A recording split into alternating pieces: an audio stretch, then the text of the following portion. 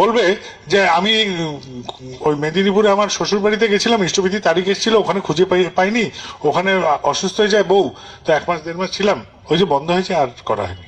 ছোট ছোট কারণ, একদম ছোট্ট নগণ্য অনেকগুলো কারণে এই যে অসামঞ্জস্যটা আছে আমাদের দীক্ষার সংখ্যা এবং ইষ্টবিধির সংখ্যা, সেটা অনেকটা কমে আসবে, অনেকটা কমে আসবে।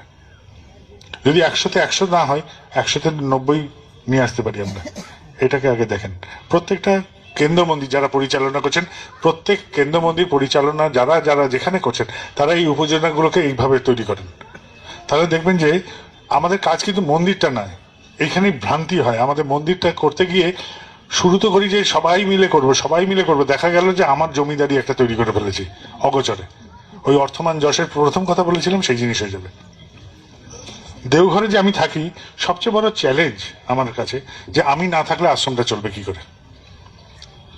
ঠিক আছে, আমার কি চ্যালেঞ্জ আমি বলছি ব্যক্তিগতভাবে, যে আমি থাকবো না, আশ্রমটা সেইভাবে চলবে, আর আমার আমি থাকলে যা চলতো তার থেকে বেশি ভালো করে চলবে, এটাই আমার চ্যালেঞ্জ। এবং প্রত্যেকটা ডিপার্টমেন্টে প্রত্যেকটা ব্যক্তি ওখানে যারা কাজ করেন অতুলনীয় ভাবে তাদের মতন করে করেন।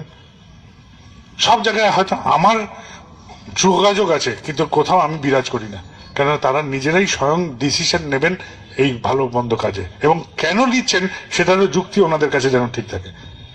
এটাই আমার কথা।